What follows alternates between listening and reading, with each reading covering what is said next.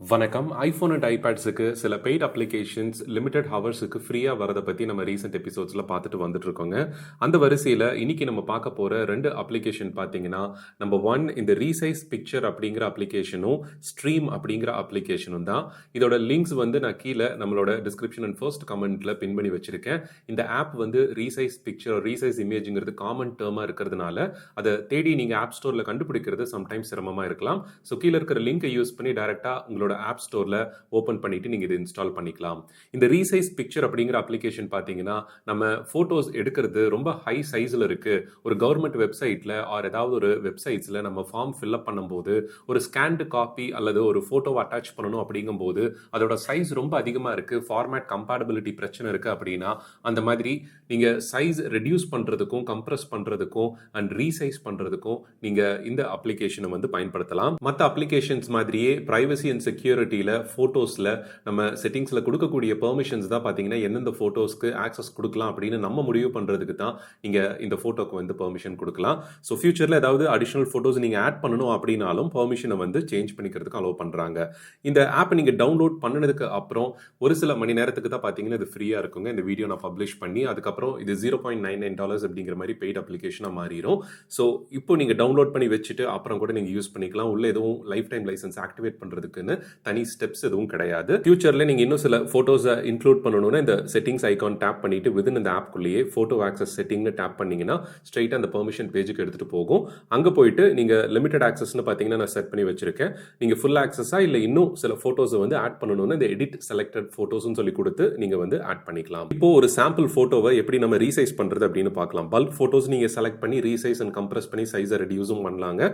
But just ஒரு sample ஒரு போட்டோவை மட்டும் செலக்ட் பண்ணிட்டு இங்க கீழே பார்த்தீங்கன்னா ரீசைஸ்னு இருக்கு. இன்கேஸ் நீங்க உங்க வைஃபைல கனெக்ட் பண்ணிருக்கீங்க, வயர்லெஸ் நெட்வொர்க்ல பிரிண்டர் அவைலபிளா இருக்கு, வைஃபை பிரிண்டர் இருக்கு அப்படின்னா நீங்க பிரிண்ட்டும் வந்து டைரக்டா ரீசைஸ் பண்ணதுக்கு அப்புறம் இதுல இருந்தே நீங்க கொடுத்துக்கலாம். டாக்குமெண்ட்ஸ் இதுல சப்போர்ட் ஆகாதுங்க.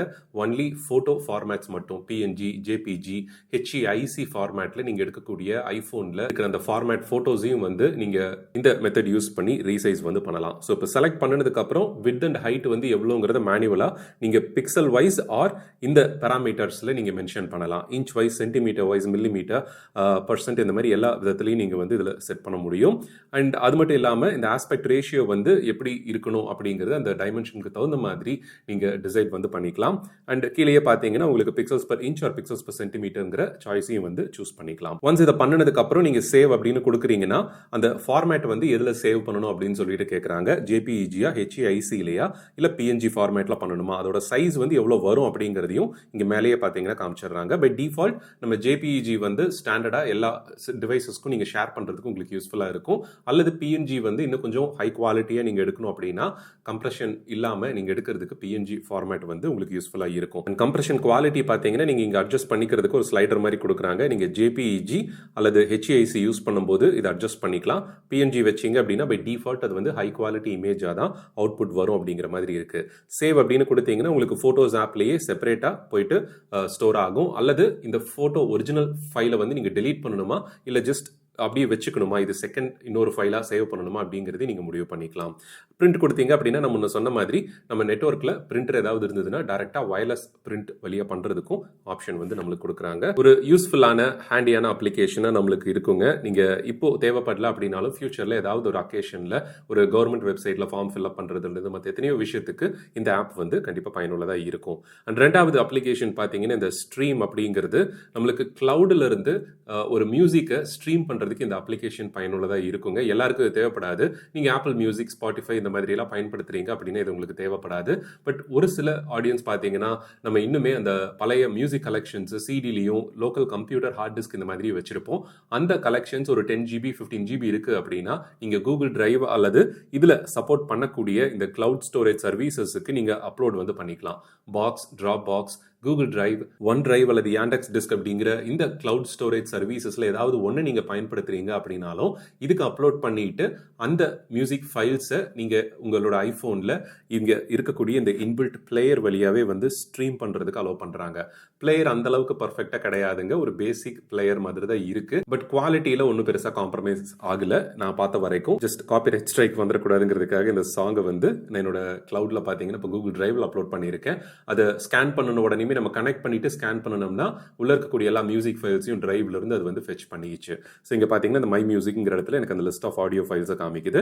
அண்ட் இப்போ ப்ளே பண்ணிட்டு இருக்கிறதுக்கு இந்த மேலே இருக்கிற ஆப்ஷன்ஸ் பார்த்தீங்கன்னா ஈக்குவலைசரும் வந்து நம்மளுக்கு அவைலபிளாக இருக்கு. எப்படி iOSல நம்மளுக்கு உள்ள மியூசிக் ஆப்ல செட்டிங்ஸ்ல ஈக்குவலைசர் இருக்குமோ அந்த ஆப்ஷன்ஸ் எல்லாமே நீங்க இதுல வந்து ஆக்சஸ் பண்ணிக்க முடியும்.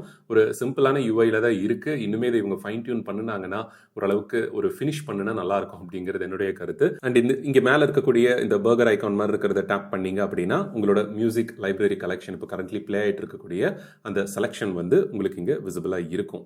கூகுள் டிரைவ் அப்படின்னு சொல்லி நான் இங்க செட் பண்ணியிருக்கேன். அண்ட் நெக்ஸ்ட் இதை டர்ன் ஆஃப் பண்ணிட்டு பார்த்தீங்கன்னா சாங் பேக்ரவுண்ட்ல பிளே ஆயிட்டு இருக்கும். அண்ட் ஆஃப்கோர்ஸ் நீங்க பிளே பண்ணிட்டு இருக்கிற சாங் டைனமிக் ஐலாண்ட் அல்லது லாக் ஸ்கிரீன்ல இருந்தே நீங்க ஆக்சஸ் பண்ணிக்கிறதுக்கும் இது வந்து பர்ஃபெக்டா உங்களுக்கு ஒர்க் ஆகும். $1.99 அப்படிங்கிற இந்த பிரைஸ் இருக்கக்கூடிய இந்த ஆப் வந்து லிமிடெட் ஹவர்ஸ்க்கு ஃப்ரீயா இருக்குங்க. லிங்க் டிஸ்கிரிப்ஷன்லயும் கமெண்ட்லயும் கொடுத்து வைக்கிறேன். தேவைப்பட்டுச்சு அப்படின்னா பாருங்க. முன்ன சொன்ன மாதிரி எல்லாத்துக்குமே இந்த ஆப் தேவைப்படாது. ஒரு சில யூசர்ஸ் அவங்களோட ஹார்ட் டிஸ்க்ல இருக்கிற கலெக்ஷன்ஸ் ஆஃப் மியூசிக்கை ஓல்டு கலெக்ஷன்ஸ் அதை திருப்பியும் கூகுள் டிரைவ் இந்த மாதிரி கிளவுட் ஸ்டோரேஜில் அப்லோட் பண்ணிட்டு லிசன் பண்ணணும்னு நினைக்கிறவங்களுக்கு பயனுள்ளதா இருக்கும். ஸோ இந்த 2 ஆப் பத்தின தகவல் வந்து உங்களுக்கு யூஸ்ஃபுல்லா இருக்கும் அப்படின்னு நினைக்கிறேன். மீண்டும் அடுத்த எபிசோட்ல ஒரு யூஸ்ஃபுல்லான டாபிக்கோட உங்களை வந்து சந்திக்கிறேன். நன்றி, வணக்கம்.